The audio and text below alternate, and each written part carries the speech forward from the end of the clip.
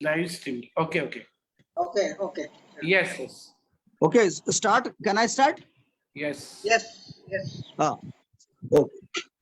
साथियों, क्रांतिकारी सांस्कृतिक मंच रेवोल्यूशनरी कल्चरल फोरम की ओर से आप सब साथियों का हम हार्दिक स्वागत करते हैं।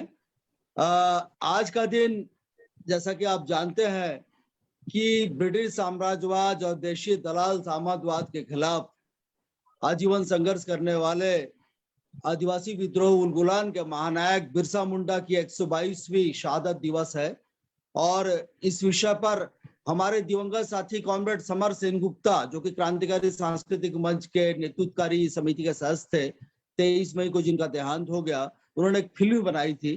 तो इसीलिए हमने सोचा कि आज के दिन अगर हमको नफरत की संस्कृति के खिलाफ, नफरत और विभाजन की संस्कृति, नफरत विभाजन के गीत, यही मनुवादी रीत, इसके खिलाफ कोई प्रतिवाद अगर करना है तो आज का दिन माकूल होगा। तो साथियों, हम आपका सभी का स्वागत करते हैं। और जैसा कि आप जानते हैं कि अभी पिछले 8 साल से हमारे देश में सत्ता पे जो काबिज है, जो संघी फासिस्ट, जो देश, समाज, कार्यपालिका, न्यायपालिका हर जगह अपना जहरीले पंजे फैला चुके हैं, सब क्षेत्रों का फांसीवादीकरण कर रहे हैं और इनका मूल धर्म है, इनका मोक्ष है नफरत फैलाना, नफरत की संस्कृति, हेट कल्चर। और ये जो बीज बोते हैं, पैदावार इनकी यही है। और हर चुनाव को जीतने का, जनता के दिलो दिमाग पर राज करने के लिए सिर्फ और सिर्फ नफरत पैदा करते हैं। तमाम मेहनतकशों के खिलाफ, मेहनतकश अवाम, आम जनता के खिलाफ, अल्पसंख्यकों, दलितों, आदिवासियों, महिलाओं और पूरे देश की आवाम जो इनका विरोध करते हैं, जो सारे बुद्धिजीवी, जो सारे जन आंदोलनकारी इनका विरोध करते हैं, सवाल खड़ा करते हैं इनकी नीतियों पर, उन सबको ये, उन सब के खिलाफ ये नफरत का बुलडोजर चलाते हैं। और यही इनकी सफलता का मूल मंत्र भी यही है। और जिस नफरत और विभाजन की संस्कृति के आधार पर ये देश के इतिहास और संस्कृति का विकृतीकरण और सांप्रदायिकरण भी कर रहे हैं। जैसा कि आप जानते हैं कि अभी नुपुर शर्मा का प्रकरण है, जो कि अंजाम, अगर नफरत का बीज आपने बोया है तो बोया पेड़ बबूल का तो आम कहां से होए। इन लोगों ने इतना नफरत फैलाया, इनके सारे प्रवक्ता शुरू से लेकर अंत तक, चाहे संबित पात्रा हो, चाहे अनुराग ठाकुर हो, चाहे भी नुपुर शर्मा हो, नवीन जिंदल हो।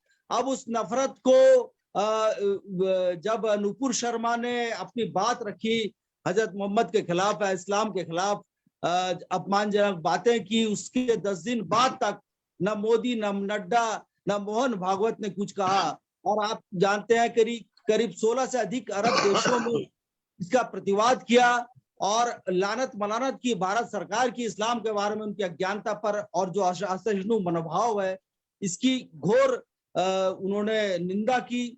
और हालत ये है कि सरकार को कहना पड़ रहा है कि ये लोग फ्रिंज एलिमेंट है, चिल्हर तत्व है, ये औने पौने लोग हैं। अब औने पौने लोग कौन है?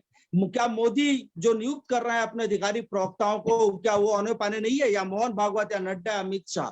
तो दोस्तों, ये नफरत की संस्कृति यही बंद नहीं हो जाती कि सिर्फ जो दिखता है कि मुसलमानों के खिलाफ ये पूरा एक युद्ध घोषणा कर चुके हैं, सिर्फ मुसलमानों की बात नहीं है, ये तमाम दलितों, आदिवासियों, मेहनतकशों, महिलाओं और हर वो देशवासी जो मेहनत करके जीता इस देश में, जो गंगा जमनी तहजीब का रास्ता रखता है, जो इस देश को सबका देश समझता है, वो सब लोगों के खिलाफ इन्होंने युद्ध घोषणा की है।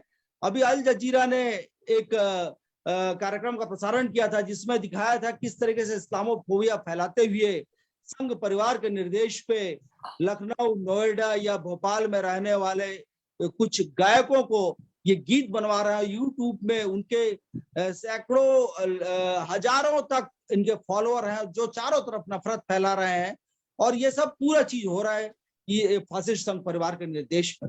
तो दोस्तों, ये जो नफरत, घृणा की संस्कृति, विभाजन की संस्कृति है, इसके खिलाफ जनता, जन संगठन, संस्कृति कर्मी अपने अपने स्तर पर प्रतिवाद कर रहे हैं, आवाज उठा रहे हैं, कोशिश कर रहे हैं साझा सांस्कृतिक अभियान चलाने का।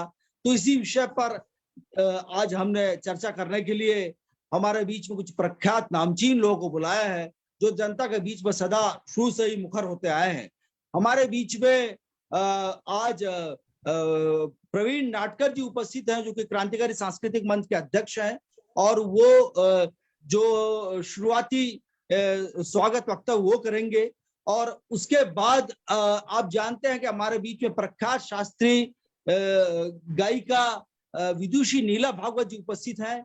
नीला जी न सिर्फ एक प्रख्यात शास्त्रीय गायिका है, बल्कि जो भारत लोक में रचा बसा है, जो कबीर और इस प्रकार के जो लोग जो सदा ही भौतिकवाद के पक्ष में, जो जाति उन्मूलन के पक्ष में और समाज में अवनश के खिलाफ जो एक समानता की संस्कृति की बात करते रहे, इंसानियत संस्कृति की बात करते रहे, उनके गीतों को आप लोकप्रिय करती रही।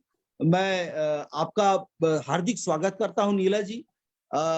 आपके सिवा दूसरे जो हमारे वक्ता है वो है साथी नरेन सिंह जी।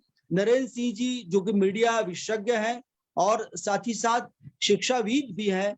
आप भी अपने क्षेत्र के प्रख्यात व्यक्ति हैं।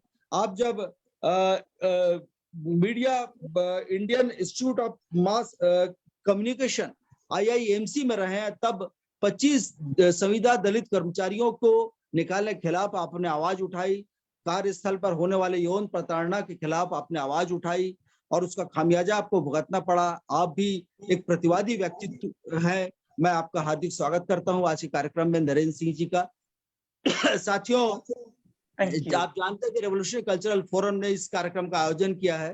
तो क्रांतिकारी सांस्कृतिक मंच के संयुक्त सचिव असीम गिरी जी हमारे बीच में उपस्थित है।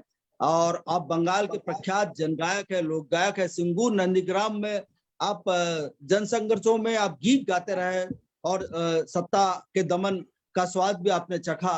तो आपके गीत भी हम हिंदी जनगीत को सुनेंगे। इसके अलावा हमारे बीच में साथी कॉमरेड वेणुगोपालन उपस्थित है, जो कि केरल के जो कल्चरल फोरम है उसके नेतृत्वकारी साथी हैं और हमारे जॉइंट सेक्रेटरी हैं रेवोल्यूशनरी कल्चरल फोरम के। आप आज आभार प्रदर्शन करेंगे। तो साथियों, आप सारे लोग जो हमारे बीच में वक्ता और क्रांतिकारी सांस्कृतिक मंच के पदाधिकारी उपस्थित हैं, जो कॉरपोरेट राज और फांसीवादी संस्कृति के दोनों के खिलाफ, इस जहरीले माहौल के खिलाफ लगातार लड़ रहे हैं, साझा सांस्कृतिक प्रतिरोध अभियान चला रहे हैं। आप सबों का और जो प्रख्यात वक्ता हमारे बीच में, सबका मैं हार्दिक स्वागत करता हूं। और साथ ही साथ हमारे हमकदम, हमारे साथ साथ चलने वाले जो हमारे शुभचिंतक है, जो जन आंदोलनकारी साथी है, संस्कृति कर्मी, सबका हार्दिक स्वागत करता हूं। और इसके साथ ही मैं साथी प्रवीण नाटकर, जो कि क्रांतिकारी सांस्कृतिक मंच के अध्यक्ष हैं, मैं आपको स्वागत वक्तव्य के लिए सादर आमंत्रित करता हूं। प्रवीण जी। हेलो, आज का ये जो कार्यक्रम है उसको हमने तय किया है इंग्लिश और हिंदी दोनों में चलाएंगे। हाँ प्रवीण जी, आप इंग्लिश में ही बोल दीजिए। आप वही मैं कह रहा हूँ कि हम दोनों भाषा में चलाएंगे। तो मैं अभी मेरी बात इंग्लिश में रखूंगा। तो comrades, we are all very much aware of what's happening in our country and we are very much disturbed by it. Actually, there is a situation almost of helplessness among the progressives in the country. And everybody is now very much disturbed and want to be active in resistance to this kind of a cultural scenario which is being created in our country. So now we are seeing this new phenomena of these songs which are being popularized on media platforms and even in actual open social media. The thing about this is how to judge music. Now, because we always talk that we have to have freedom of expression, and we have to see that art is actually not means, especially the pure art lovers would always say that art actually should be judged on its own merits and no other significance should be attached to it. So these are all been questions which are being debated over a period of time. So I've just tried to introduce the subject. I'm trying to introduce the subject. I've written a few things. I would like to read them. I'll take only 5 minutes because I know everybody is eager to listen to the main resource speakers. Can you judge music on moral principles? Is all Western music unethical? Is Indian music culturally superior? Can we judge music only on the basis of its artistic merit? These questions need to be pondered.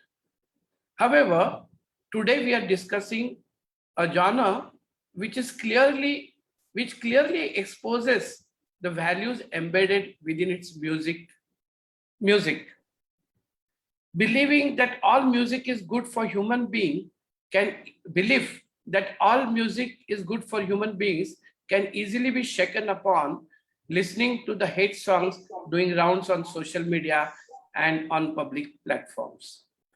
We already know that Wagner's music was powerful and crafty, but it had a corrupting influence on people, swaying them in favor of Nazi rule.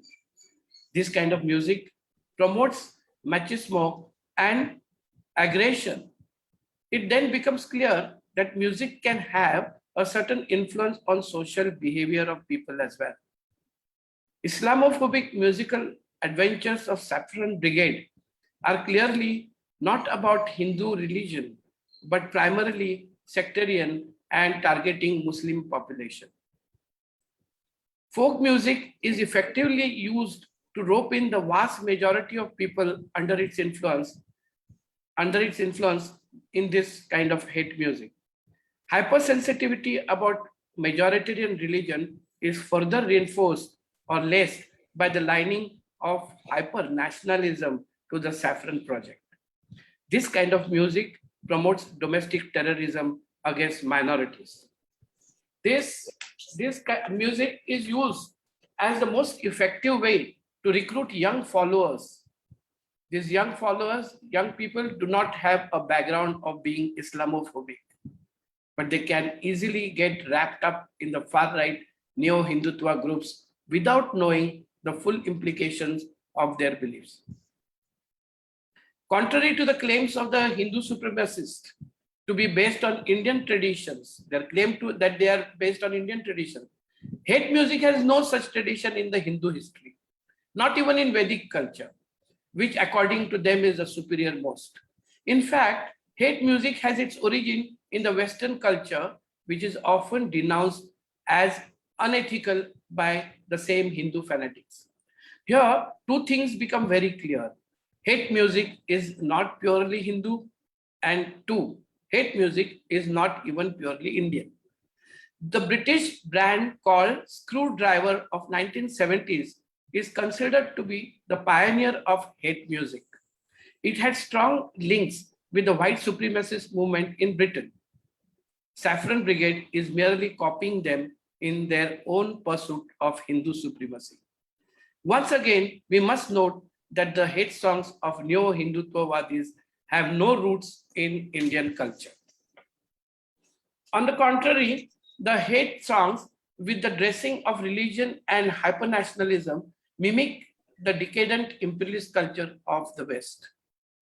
Neocons of USA back the RSS-like Hindutva outfits to implement their pet current project of Islamophobia in India. Music is thus used as a cultural weapon in India to dent the secular credentials of India. Indian festivals have a close relationship with nature worship. However, ignoring the social context of these festivals, the Saffron Brigade uses these occasions for promoting their brand of Hinduism by promoting musical programs of hate music. Videos depicting Trishuls as tattoos, t-shirts with images of God, saffron flags are associated with the understanding of Hinduism. Crores of rupees are being invested in music industry to thus subvert the Indian culture. Question is, what do we do about this saffron intervention in the musical field? And for that, this program today is organized, and I invite the honorable speakers to shed light on these issues. Thank you. So, yeah, Tuhin, you please take. Comrade Tuhin. शुक्रिया साथी प्रवीण जी, आपने बिल्कुल सही कहा कि संगीत जो है कोई हिंदू और मुस्लिम नहीं होता, लेकिन संघ परिवार अभी हिंदू पॉप चालू किया है। सब जगह यूट्यूब में ये सब चल रहा है और उसकी गोदी मीडिया और सारा प्रचार तंत्र जो कि कॉरपोरेट के पैसे से पूरे संसाधन से पुष्ट है, सिर्फ और सिर्फ नफरत ही पैदा किया जा रहा है। तो दोस्तों, आइए इस नफरत के गीत के खिलाफ, विभाजन के गीत और रीत के खिलाफ, मनवादी रीत के खिलाफ, जो भारत में गंगा जमनी तहजीब को, भारत की लोक संस्कृति के निचोड़ को ऊंचा उठाती है, उन विदुषी नीला भागवत जी से हम सुने किस तरीके से संगीत के जरिए इस नफरत की संस्कृति का प्रतिरोध किया जा रहा है।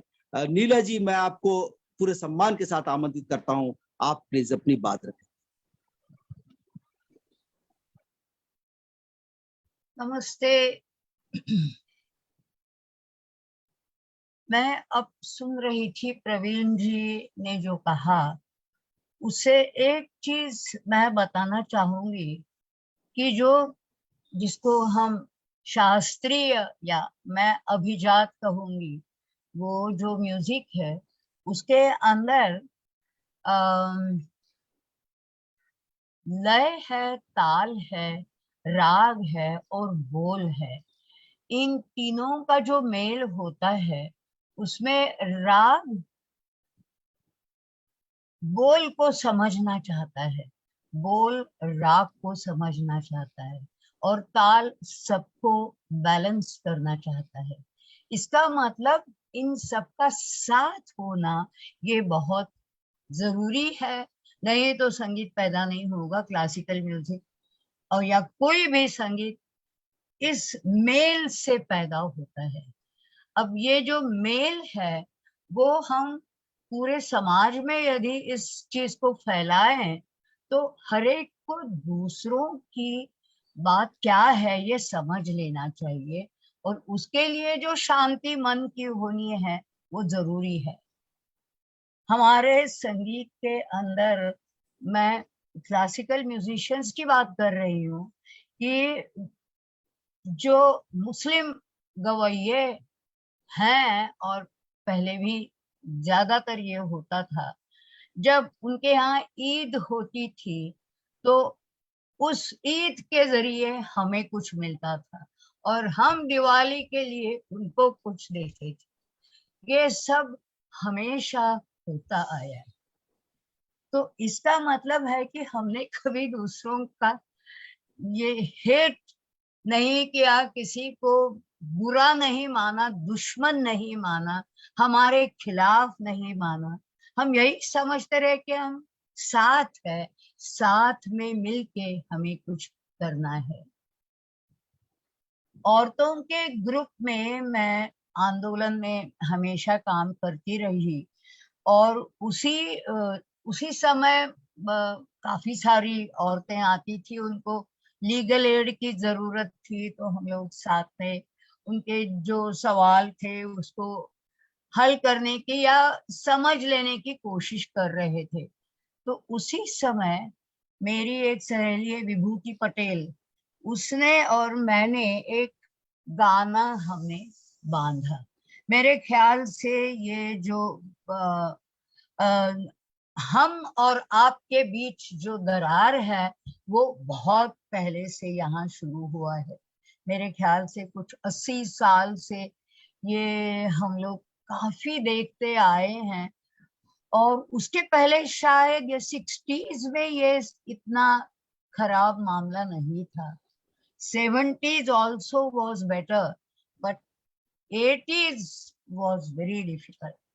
हम लोग उसी समय ये सब गाने तैयार करने जा रहे थे और हम समझते हैं कि क्लासिकल म्यूजिक एक इंसान गाता है, बाकी सारे उसकी संगत करते हैं, लेकिन ये संगत की जो जरूरत है वो एक दूसरों के साथ हम लोग जो कहते हैं नजर मिलना, जो तबला बजाते हैं या सरंगी बजाते हैं उनके साथ नजर मिलना जरूरी है, चाहे वो हिंदू हो या मुस्लिम।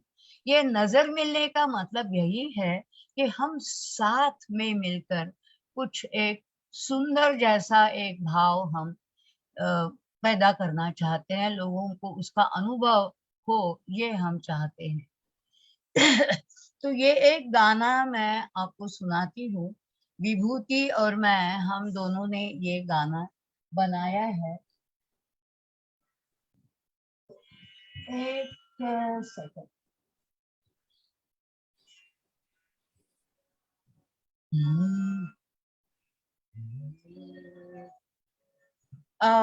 मैं जरूर एक चीज आपके साथ शेयर करना चाहूंगी कि ये गाना हम जब रिकॉर्ड कर रहे थे तो वहाँ आजू बाजू में काफी सारी छोटे छोटे बच्चे खेल रहे थे, तो वो भी सुन रहे थे कि ये क्या चल रहा है, आसान लग रहा है, ट्यून उसका ज्यादा मुश्किल नहीं है।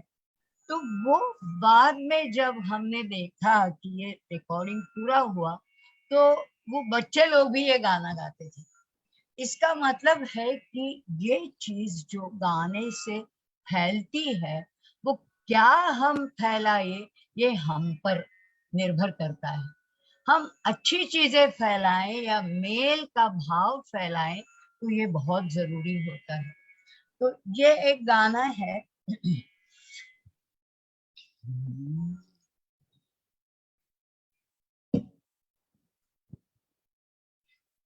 कोई कहे हम हिंदू है, कोई मुसलमान, सिख ईसाई कोई, लेकिन हम तो है इंसान। कोई कहे हम हिंदू है, कोई मुसलमान, सिख ईसाई कोई, लेकिन हम तो है इंसान।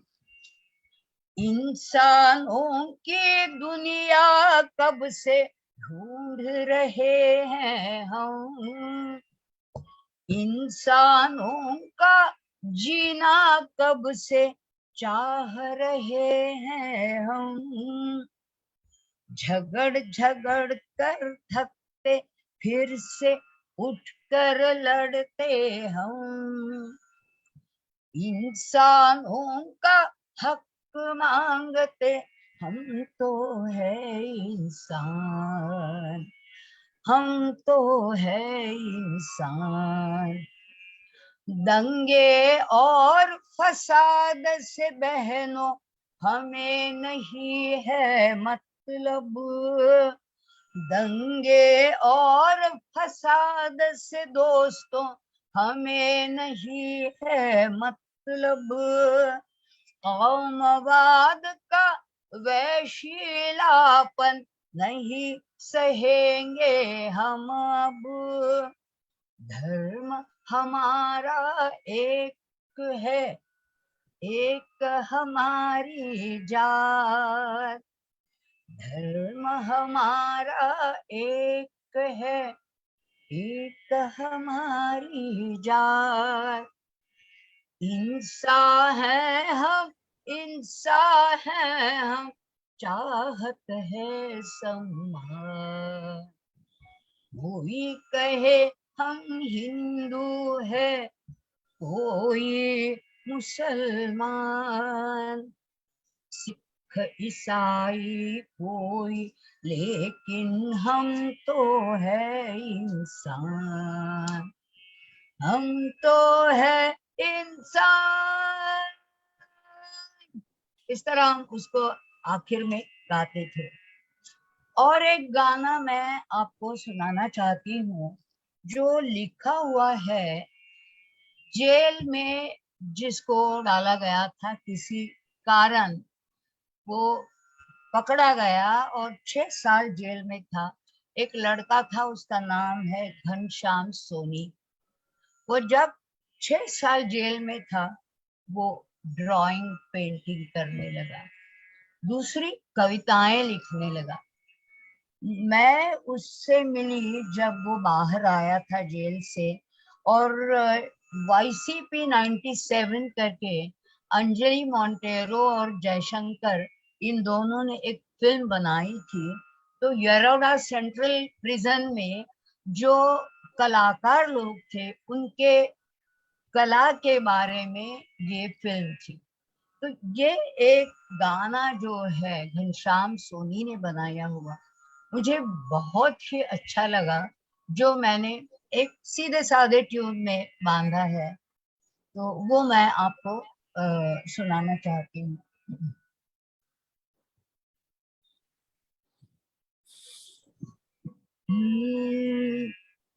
मैं हर माँ का बेटा, बहना का भाई, मैं हर माँ का बेटा, बहना का भाई, नहीं मैं हिंदू न मुस्लिम ईसाई, मैं हर माँ का बेटा, बहना का भाई।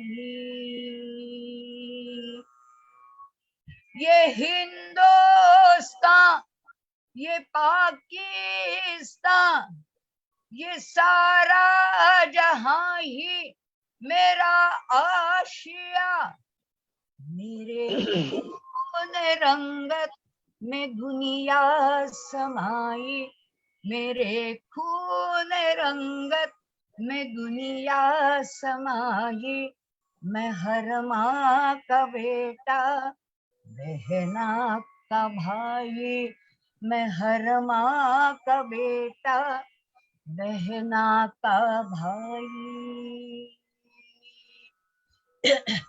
जमी बांट ली है, जुबां बांट ली,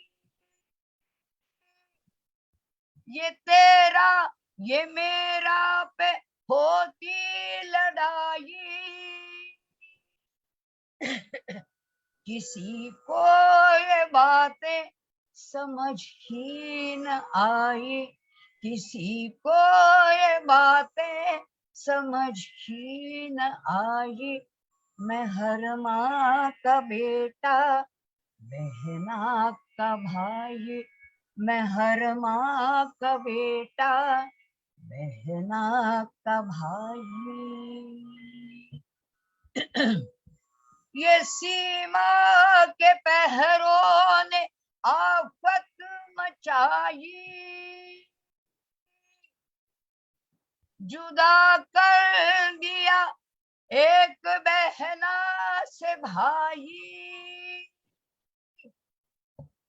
आज राखी का दिन है सूनी कलाई, आज राखी का दिन है सूनी कलाई, मैं हर माँ का बेटा, बहना का भाई, नहीं मैं हिंदू न मुस्लिम ईसाई, मैं हर माँ का बेटा, बहना का भाई, मैं हर माँ का बेटा, बहना का भाई, मैं हर माँ का बेटा, बहना का भाई।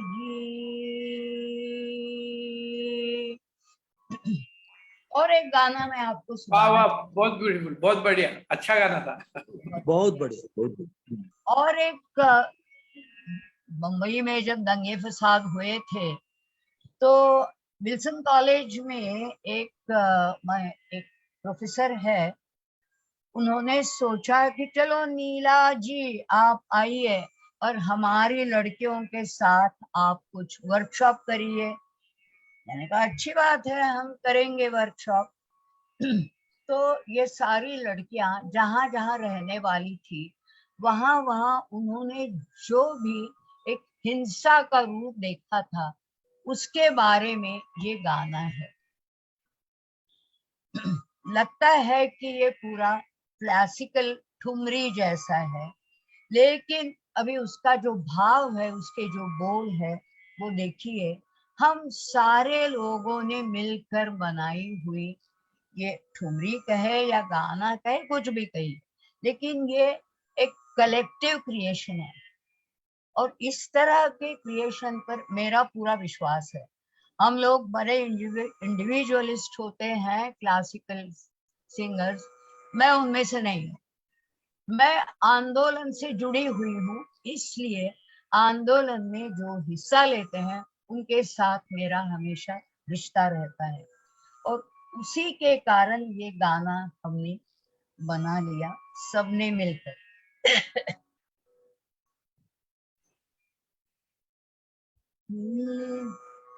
आज मन पावे कहाँ आधार, आज मन पावे कहाँ आधार, सहा न जाए ये संहार,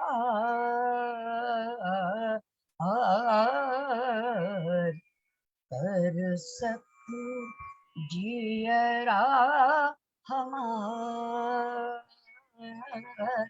कर सकूं जियरा हमार, कर सकूं जियरा हमार। जलती गलियां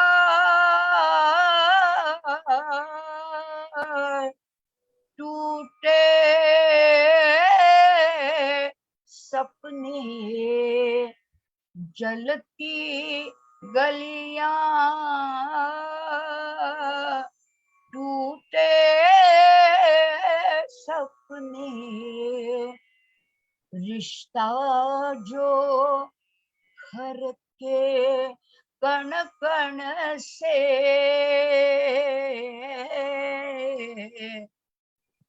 बर्बादी जीवन की,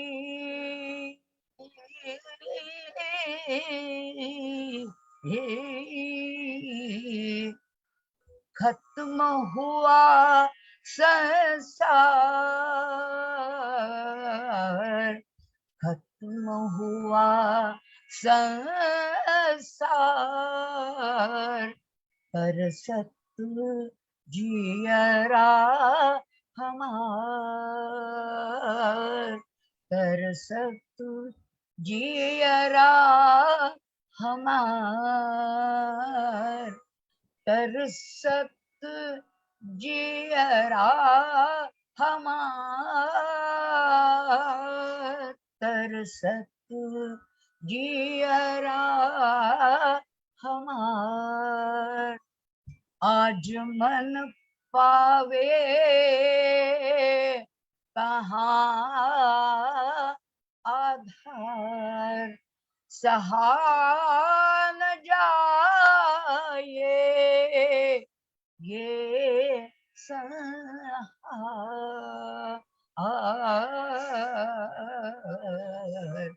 कर सकूं जियरा हमार, कर सकूं जियरा हमार, जियरा हमार, जियरा हमार।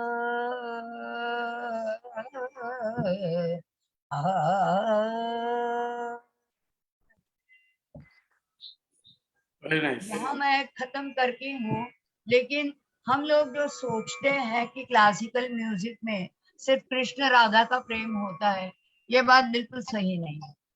उसमें सारी दुनिया के बारे में अपनी जो भावना है उसको 18वीं सदी में सदारंग करके जो कंपोजर थे उन्होंने बांधा है। वो बहुत सुंदर रचनाएं हैं, लेकिन क्लासिकल म्यूजिक को लोगों को खुश करने की एक आदत हो गई है, इसलिए वो अच्छे से गीत जो है वो भाव प्रकट करते हैं, उनको सामने लाया नहीं गया। मैं उस कोशिश में हूँ कि वो सारे गीत अभी हम गाएंगे, हम उसको पहुंचाएंगे। बस इतना कहकर मैं रुक जाती हूँ। बहुत बहुत धन्यवाद नीला जी। दोस्तों, आपने देखा कितनी खूबसूरती से उन्होंने बताया कि राग, बोल और ताल, ये तीनों जब मिलते हैं तो संगीत, सुंदर सुमधुर संगीत की रचना होती है। संगीत पे कोई ठप्पा नहीं होता, वो हिंदू है मुसलमान है, बल्कि हिंदू मुसलमान सिख ईसाई ये सारे समुदाय, सारे कौम और अलग अलग मुश्तरका जो समाज के अलग अलग लोग हैं, अलग अलग क्षेत्र के, ये सब मिलकर भारत की साझा संस्कृति, गंगा जमनी संस्कृति का निर्माण करते हैं। इतने बढ़िया तरीके से आपने बताया। आपके गीतों के माध्यम से आपने 3 गीत प्रस्तुत किए और तीनों गीत सांप्रदायिक विभाजन, नफरत के खिलाफ है, धर्मनिरपेक्षता के पक्ष में है, जो कि हमारे संविधान की जान है। और बखूबी आपने बताया कि मैं हर माँ का बेटा और हर बहना का भाई, इसके खिलाफ आप देखेंगे जो संघ का जो हेड कैंपेन चल रहा है, उसकी एक वानगी है, उसके यूट्यूब के एक गायक जो आपका हिंदुत्व पॉप संगीत का ये है कि तुम इंसान नहीं हो सालो, तुम कसाई हो, बहुत हो चुका हिंदू इंसान नहीं हो, तुम हो कसाई, और बहुत हो चुका हिंदू मुस्लिम भाई भाई।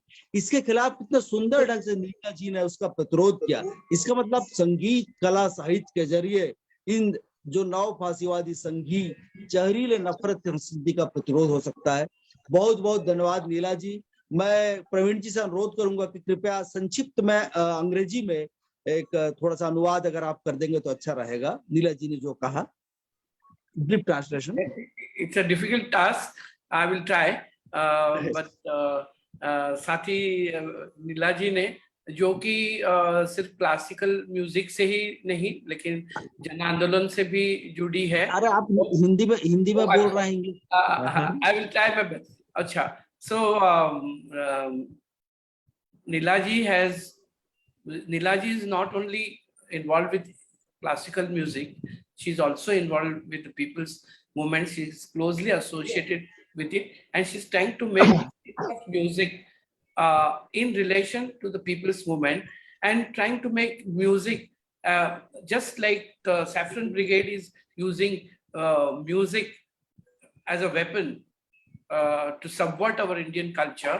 Actually, Neela ji is trying to use music to preserve the good qualities of our Indian culture and put the Indian music, develop the Indian traditional music towards a progressive form. That is what she's doing, and she has very beautifully explained through her music and given an apt answer to the claims of the Saffron Brigade, where they are trying to make create hatred among communities. She has replied it with the voices of people who have appealed to the good senses of human beings, and tried to make a point about the fraternal relationships between the different communities.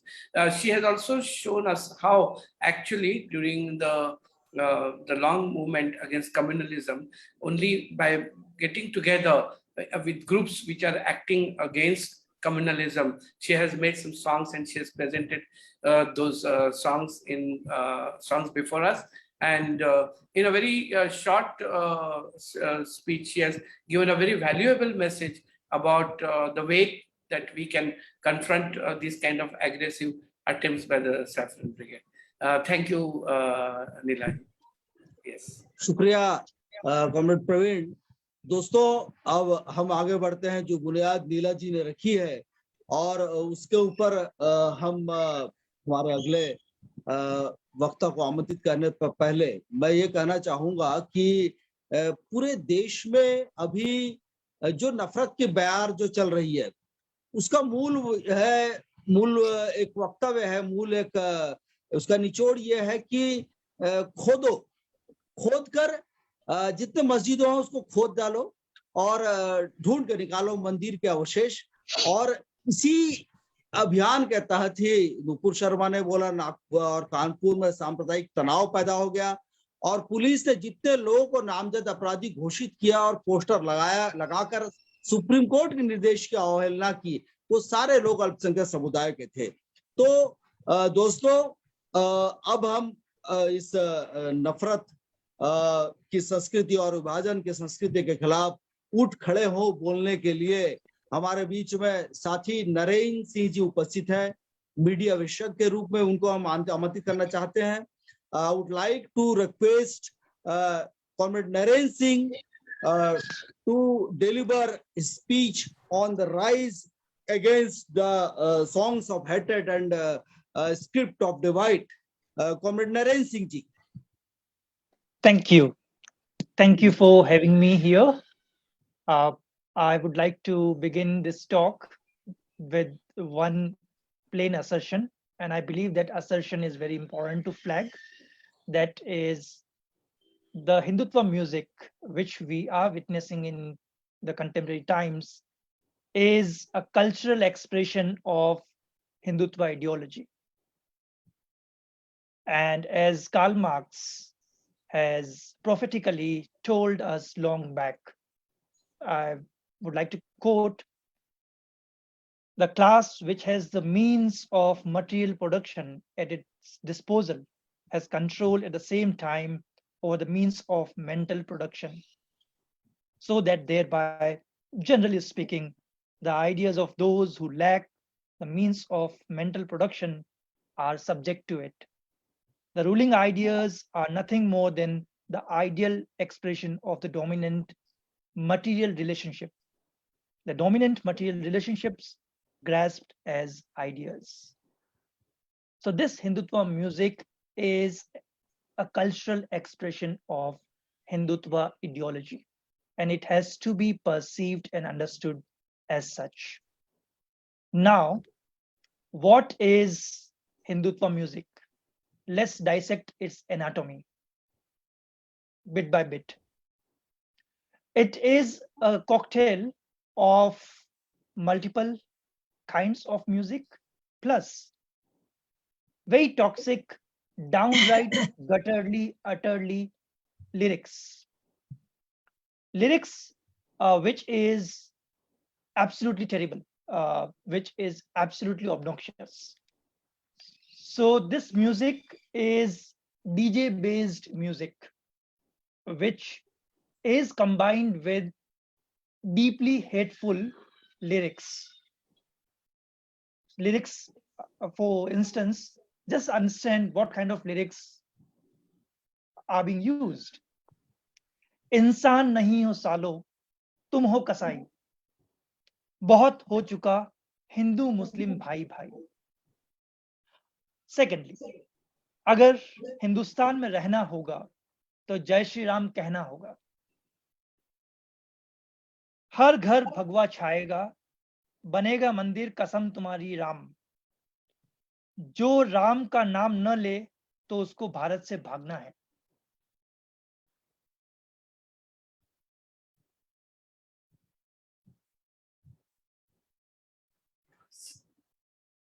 Connection problem. Naren जी, थोड़ा connection देख लीजिए तो. अरे बाप रे. Send him a message. 53A, 295A, and You were hung. 2. We couldn't hear you for some time. Okay. From which time onwards? वो आपने वो लिरिक्स बताए उसके बाद में. Okay. After lyrics. हिंदुस्तान से भागना होगा के बाद, हिंदुस्तान से भागना होगा के बाद से. हिंदुस्तान से भागना होगा. Okay, right. So now this lyrics is absolutely terrible. And now I hope you can hear me. Yes. Yeah. So the question arises, why such lyrics are in the public domain and they are thriving left, right, and center? Why aren't the singers who are singing these songs are being booked? Why aren't they being sent to jail? Because there is a provision, there is a framework within this bourgeois democracy uh, to send them to jail. So 153A, 295A, 5052, these are the legal provisions under which they can easily be booked. But we know the answer, that it is not a cultural phenomena. It is a political phenomena. We must understand that. And it is a cultural front of RSS's Hindutva ideology and politics. And it is essentially playing a political role. So it is cultural in terms of its dressing, but in terms of its functioning, is deeply political. Now, how does it function? It functions at three levels. Firstly, the kinds of lyrics which I've just uttered, they are being played day in and day out everywhere. It is in your phone, it is in your laptop, it is on FM, it is in your car, everywhere. So continuously these songs are evoking the anxiety relating to Hindus' uncomfortableness. So consistently these lyrics are making people aware of their anxiety all the time. So this plays a seminal role in evoking people's anxiety and heightening their anxiety. At second level, so because of this, it is to easy to propagate and organize communal uh, riots, communal tension. So, for instance, during processions, so when processions are being conducted, such songs are performed live. So they hire singers and they sing them live. And we know the impact of live music. So these religious processions become very different, right? They become mega events of hatred and contempt against the Muslims. And at the third level, once communal tension has been created, in the aftermath, these songs play a very important role in keeping it on the boil, in keeping it on fire. So it is never ending, right? So you are all the time living with, actually living with these lyrics, and thereby you are living with these thoughts and ideas. Absolutely. And you are imbibing those ideas, because we know the power of music, how it functions. And it is absolutely a musical. It is absolutely, so this is not at all music. This is anything but music. This is actually an antithesis of music. It is deadly vulgar and deeply hateful and obnoxious, to say the least. Now, how are we witnessing this at such a big scale? How did this come about? It didn't come about yesterday. There is a historical trajectory. There is a historical context attached to this. So it wasn't born yesterday. It it was actually evolving during the Hindutva's Babri Masjid demolition movement.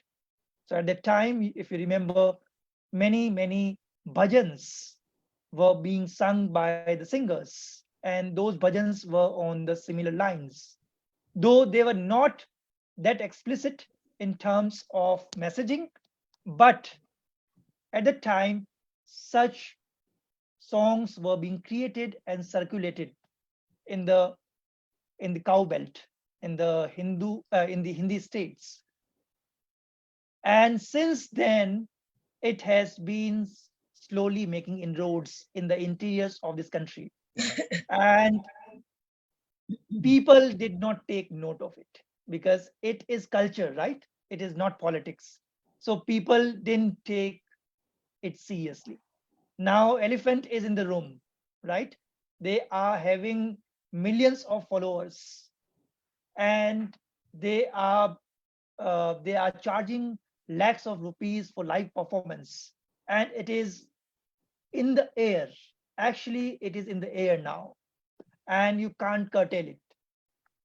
The governments can easily curtail it, but actually government cannot and will not, because it is actually an extension of their ideological fountainhead, RSS's cultural front. So they will never book these singers under any of the sections which are there under this bourgeois democratic framework, right? So, and these lyrics are absolutely terrible.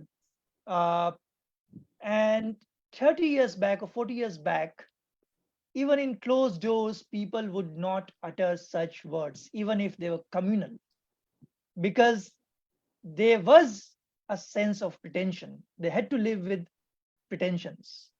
You couldn't be overtly communal at the time because of this framework of bourgeoisie democracy, right? But Hindutva had to come uh, at this juncture, because Hindutva is uh, Hindutva is nothing but actually a creation of this bourgeoisie democracy, right?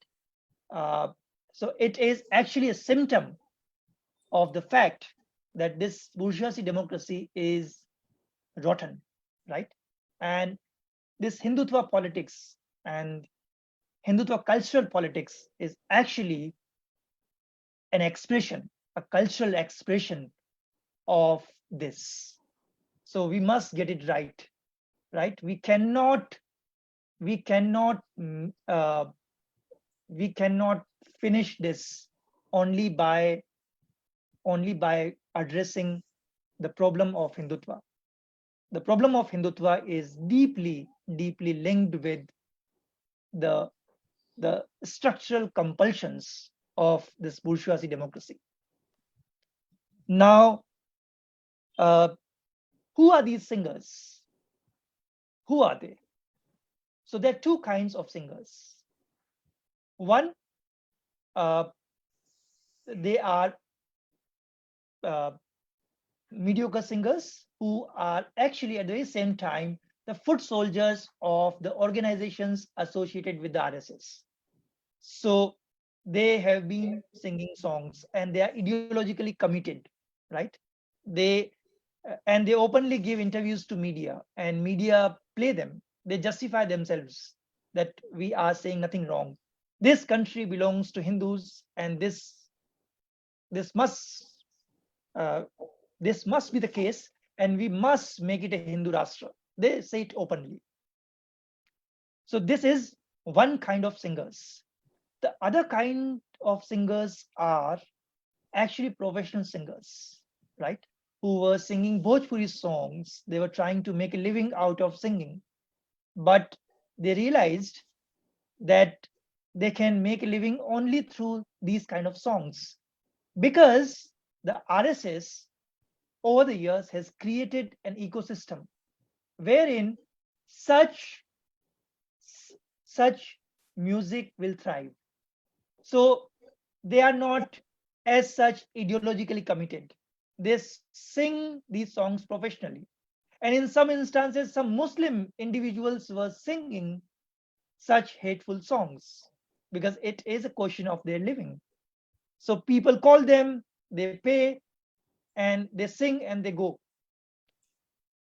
And it is it is taking place at a massive, mega big scale, which is absolutely unprecedented.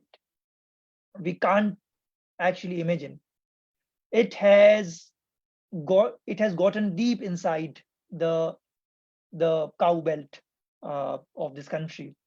So a robust economic system has been created, and actually these singers are unemployed, right? So they are getting employment through this. So this is a source of employment, right?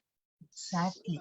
So this government is doing very bad in terms of employment creation, but in this scheme of things, it has done pretty well for these singers. And some of these singers are earning up to 2 lakhs, 3 lakhs per month. And they barely sing 5 to 7 songs in a month. So they're actually having a lavish life.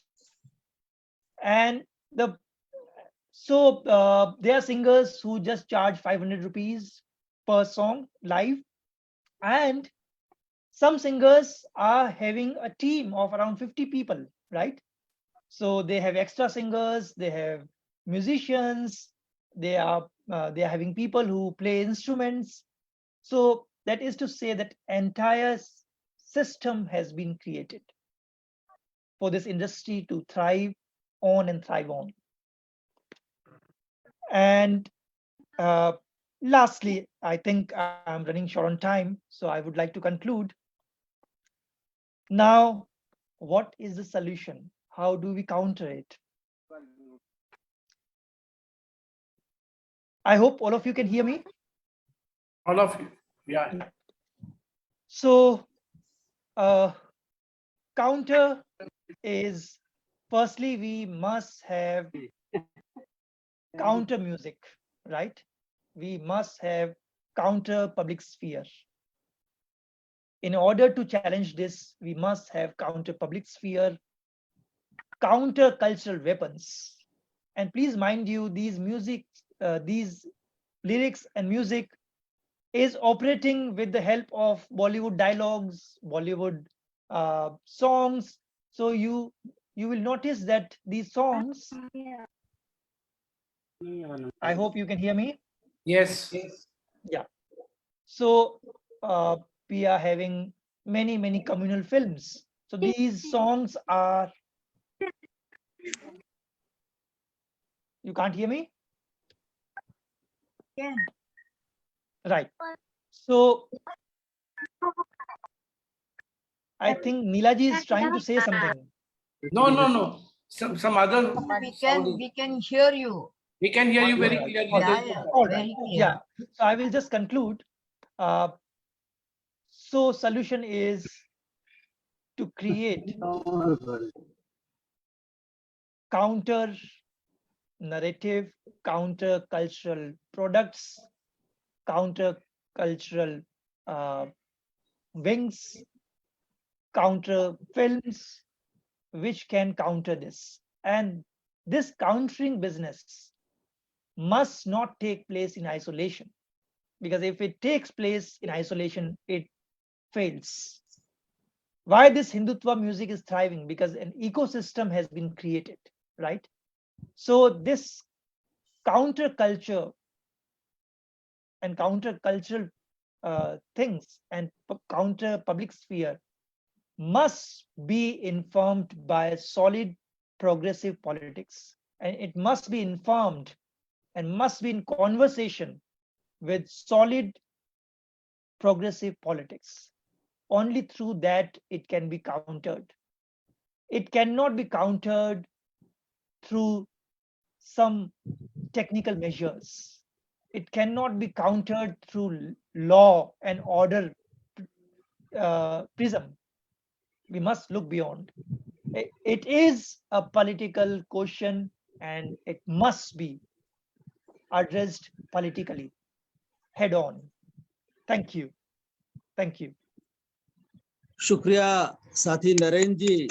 और साथी नरेन जी ने बहुत ही विस्तार से एक पूरी एक विहंगम छवि प्रस्तुत की कैसे हिंदुत्व के जो गीत है ये सांस्कृतिक अभिव्यक्ति है हिंदुत्व की राजनीति के।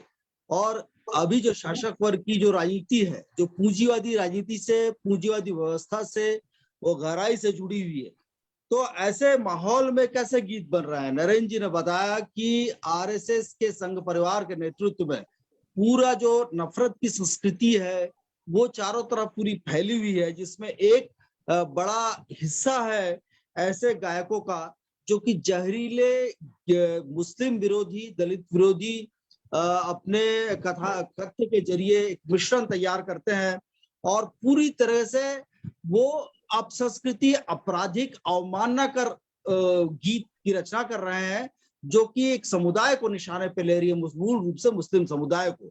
जैसे कि बानगी है कि तुम इंसान नहीं हो सालो, तुम हो कसाई, बहुत हो चुका हिंदू मुस्लिम भाई भाई, फिर जो राम का नाम न ले उसे हिंदुस्तान से भागना होगा। इस तरीके से खुले आम हिंदू राष्ट्र की बात कर रहे हैं, खुले आम ये आरएसएस के हिंदुत्व राजनीति का प्रचार प्रसार कर रहे हैं। ये भारत की जो संवैधानिक व्यवस्था पे सवाल खड़ा कर रहे हैं। इनको किसी बात का खौफ नहीं है, क्योंकि केंद्र की सरकार या संघ परिवार की ताकतें इनके साथ में है, इनके साथ कॉरपोरेट की ताकत है। कॉरपोरेट इनके पीछे बहुत पैसा खर्चा कर रही है, इनको नौकरियों पर रख रही है, और ये कहीं भजन गायक के रूप में।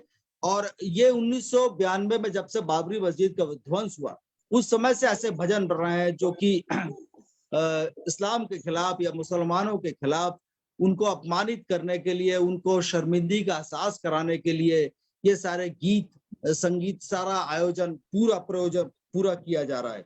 ये उकसा रहे हैं लोगों को। हर धार्मिक जुलूस में ऐसे गीत बजाए जाते हैं, वो ऐसे स्थिति लाते हैं कि जो अल्पसंख्यक इसके बारे में कुछ प्रतिवाद करें और उसके जरिए अल्पसंख्यकों को कुचलना ज्यादा आसान हो जाए।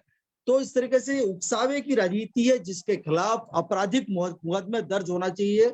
साथी नरेन ने कहा कि बिल्कुल ये संविधान के खिलाफ है और हर एक व्यक्ति जो ऐसे जहरीले प्रचार कर रहा है उसके ऊपर मुकदमा दर्ज करके उसे जेल की सलाखों के पीछे भेजना चाहिए, जो कि इस व्यवस्था में तो संभव नहीं दिख रहा है। और इस व्यवस्था ने ही ऐसे लोगों को, ऐसे गोदी मीडिया को खुली छूट दी हुई है। तो ये जो पूरी मुहिम चल रही है, ये मुहिम असल में प्रजातांत्रिक व्यवस्था है, प्रजातांत्रिक व्यवस्था के जो भी रह चुके हैं अवशेष, उसको खत्म करने की एक साजिश, और ये साजिश पूरे सुनियोजित रूप से चल रही है। इसके पीछे कॉरपोरेट पूंजीवाद का पूरा जोर लगा हुआ है। संघ आरएसएस के तमाम आनुषंगिक संगठन और उससे ये जुड़े हुए लोग इस नफरत की मुहिम के ये पैदल सैनिक हैं। और इस तरीके से कार के अंदर डेक में जो गीत बज रहा है, घरों में, लैपटॉप में गीत बज रहा है, किसी भी धार्मिक समागम में, किसी भी सामुदायिक समागम में, कहीं पर भी, घर में, चौबारे में, बाहर सभाओं में ये नफरत फैलाने वाले गीत और जहरीले संगीत प्रचारित हो रहे हैं। और बड़े पैमाने पर इनके पीछे पूंजी लगी हुई है, और ताकि ये नफरत की पैदावार, इस फसल को सही ढंग से काटा जा सके। ये तो एक प्रकार के गायक है जो संघ परिवार के जहरीले हिंदू राष्ट्र की सोच से प्रभावित है। दूसरे वो पेशेवर गायक है जो सीधे सीधे तो आरएसएस के आइडियोलॉजी से प्रभावित नहीं है, लेकिन वो भी इनके संसाधन के आगे नतमस्तक हो जाते हैं और वो इनके एजेंडा के आधार पर, फरमाइश के आधार पर सब कार्यक्रम तैयार कर रहे हैं। न सिर्फ गीत बल्कि फिल्में, ऐसे कथानक, ऐसी कहानियां, ऐसे सारे कला साहित्य के क्षेत्र में पूरी तरह से ये जहर और नफरत की संस्कृति का बोलबाला हो चुका है। तो दोस्तों, हमें सिर्फ कोई एक, नरेंद्र जी का कहना है कि कोई एक तकनीकी समाधान के सोच में या उसके जुगाड़ में हमें नहीं रहना है। हमें सीधे सीधे तौर पे इस जहरीले और नफरत की संस्कृति, विभाजन के संगीत, गीत के खिलाफ हमें अपनी जगह बनानी है। प्रतिरोध की संस्कृति को ऊंचा उठाना है। हमें हमारे वैकल्पिक जनता की फिल्में, जनता के कहानियां, जनता के उपन्यास, जनता की कला संस्कृति के माध्यम, उसके आयाम ढूंढने हैं जिसके जरिए हम उसका पुरजोर जवाब दे सके इस नफरत की संस्कृति का। तो बहुत बहुत धन्यवाद नरेन जी ने। आपने देखा कि कितने बढ़िया उन्होंने अपनी बात, नीला जी ने जहां बात पर बात समाप्त की थी, नरेन जी ने इस चीज को आगे बढ़ाया, उसको विस्तार दिया। तो दोस्तों, इसके बाद में जैसे कि मैंने पहले कहा था कि हमारे बीच में हमारे साथी कॉमरेड आसिम गिरी जी उपस्थित हैं, जो बंगाल में सिंगूर, नंदीग्राम, भांगड़ के आंदोलन में जनता की आवाज बन गए। तो मैं साथी असीम गिरी जी को मैं अनुरोध करना चाहता हूं कि वो एक क्रांतिकारी जनगीत हिंदी में प्रस्तुत करें। नफरत के जहर के खिलाफ प्यार, मोहब्बत, इंसानियत के पक्ष में, देश की गंगा जमनी तहजीब के पक्ष में, शहीद भगत सिंह, अशफाक उल्लाह और बिस्मिल के खून से सींची हुई जो हमारी यह धरती है, इस धरती को और इसकी संस्कृति को, साझा संस्कृति को ऊंचा उठाने के लिए कॉमरेड असीम गिरी प्लीज गीत प्रस्तुत करें। One thing is there, I have sing the song. Once upon a time, he was a classical singer in West Bengal and also IPTA member in West Bengal. After that, he came to Naxalite politics, and after that, he died. That name is Suresh Vishwas. उनको एक गाना मैंने choose किया, थोड़ा मैंने उसको change भी किया, लेकिन वो तो पूरा नीला जी जब गाए थे वहां पे कलकत्ता में, तो बारिश आ गया। तो बहुत अच्छा है ना, बारिश आ गया, यहाँ पे आंधी भी हुआ और बारिश भी आ गई। तो मैं वो जो गाना गाएंगे सुरेश विश्वास को गाना में ये बोलते हैं कि बदल डालो ए दुनिया, अब हिंदू मुस्लिम न लड़ना है, बदल डालो ये देश को, ये हिंदू मुस्लिम न लड़ना है, बदल डालो ए दुनिया, अब न रोना मरना है। देश हमारा भूखा प्यासा, देश हमारा भूखा प्यासा, ये आजादी कैसी है, ये आजादी कैसी है, ये आजादी कैसी है, ये आजादी कैसी है। जग उठो हिंदू मुसलमानों, कमर बंद तैयार हो, अपनी दुश्मन से है लड़ना, आम जनता एक हो। जाग उठो सिख ईसाइयों, कमर बंद तैयार हो, अपनी दुश्मन से है लड़ना, आम जनता एक हो। जाग उठो मजदूर किसानों, कमर बंद तैयार हो, अपनी दुश्मन से लड़ना, आम जनता एक हो। ये जीने का सवाल है, ये रोटी का सवाल है, ये जीने का सवाल है, ये रोटी का सवाल है। अब अपना हक छीन लेना है, अब हक ना छीन लेना है। बदल डालो ये देश को, हिंदू मुस्लिम न लड़ना है, बदल डालो ये देश को, अब न रोना मरना है। देश हमारा भूखा प्यासा, देश हमारा भूखा प्यासा, ये आजादी कैसी है, ये आजादी कैसी है, ये आजादी कैसी है, ये आजादी कैसी है। वक्त पुकारे मिलके आओ, कसम खाओ एक साथ, शोषण से मुक्ति के लिए हम लड़ेंगे एक साथ। वक्त पुकारे मिलके आओ, कसम खाओ एक साथ, शोषण से मुक्ति के लिए हम लड़ेंगे एक साथ। हम पीछे हट ना जाएंगे, हम आगे बढ़ते जाएंगे, हम पीछे हट ना आएंगे, हम आगे बढ़ते जाएंगे। हम सब की राह आज एक ही है, हम सब की राह आज एक ही है। बदल डालो ये दुनिया, अब हिंदू मुसलमानों न लड़ना है, डालो ये दुनिया अब न रोना मरना है। देश अभी तक भूखा प्यासा, देश अभी तक भूखा प्यासा, ये आजादी कैसी है, ये आजादी कैसी है, ये आजादी कैसी है, ये आजादी कैसी है।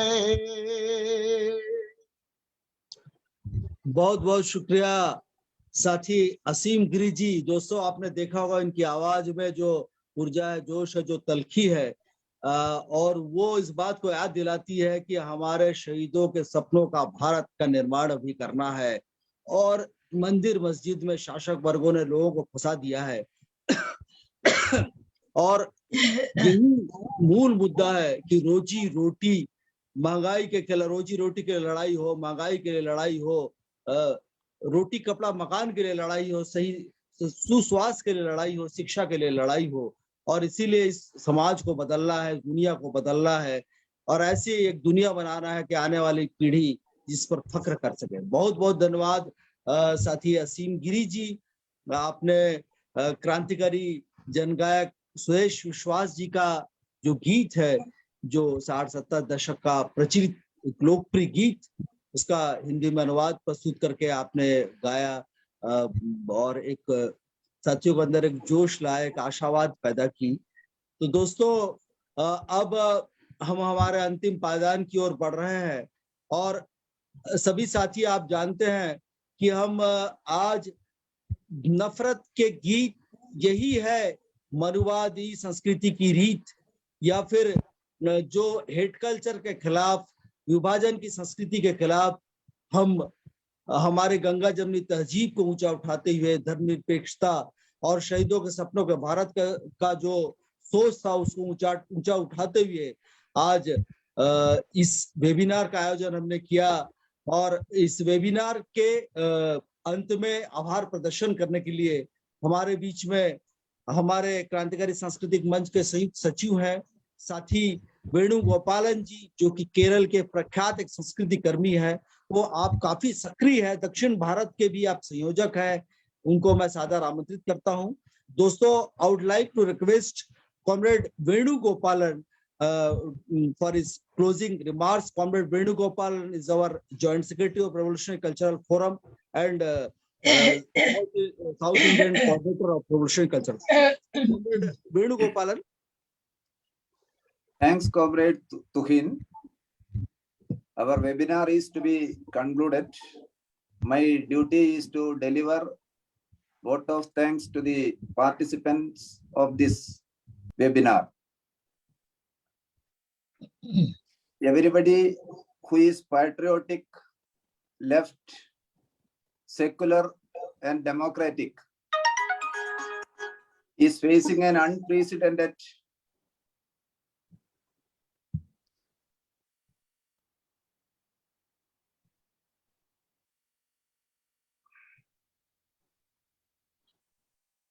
stage of neo-fascism. Ironically, we can say India is ruled by a cultural organization. Some say the RSS is not a cultural organization, but it is a fake one. But really, and in all sense, it is a cultural organization. But it carries a culture which is anti-national, anti-people, anti-woman, and anti-Dalits. Its culture is nothing but Manuvadi, pro-imperialist and pro-corporate culture. In this juncture of history, we have to fight and defeat the Hindutva culture and the cultural hegemony imposed by them over all strata of our life. There is no other way before us to save our people's culture. The whole activities of the RCF are totally dedicated to this historic and revolutionary aim.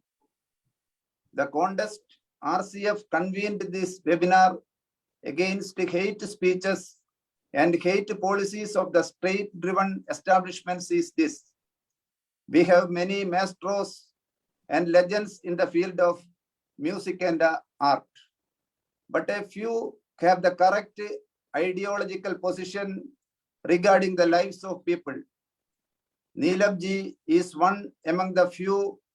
We can expect something hopeful in this worst era of hatred. Considering this aspect too, I extend heartfelt thanks on behalf of RCF to Vidushi, Neelam, Bhagwat, Neelam ji, for giving a message to the cultural mind of the nation and for performing some ganas. Dhanyavad to Neelam ji.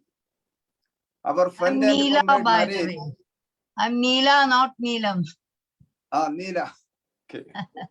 Our friend and comrade Naren here delivered a deep talk revealing the philosophy of culture and music, and he illustrated the many ways how the RSS manipulated people's thinking.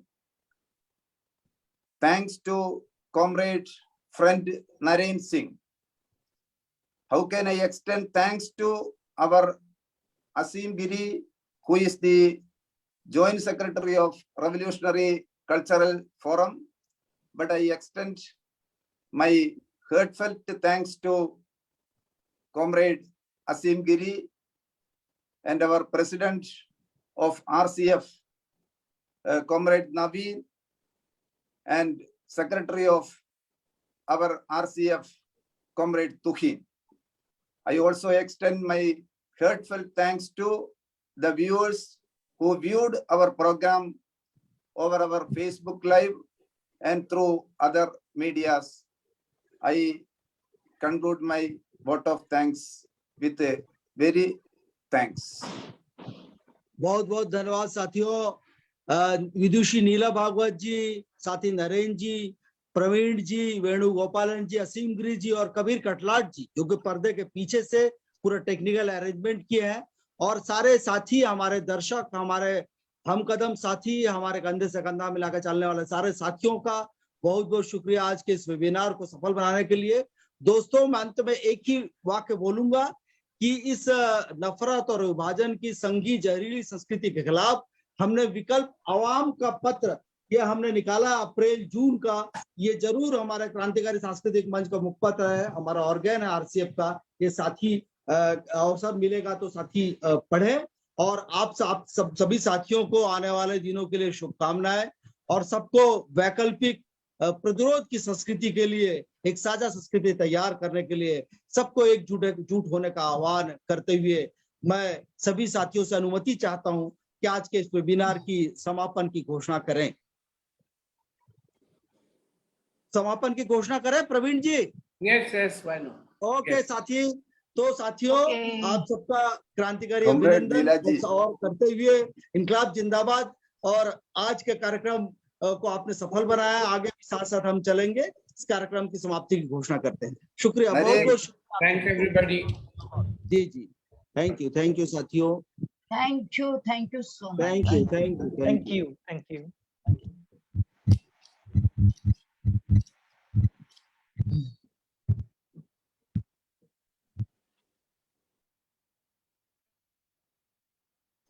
Okay.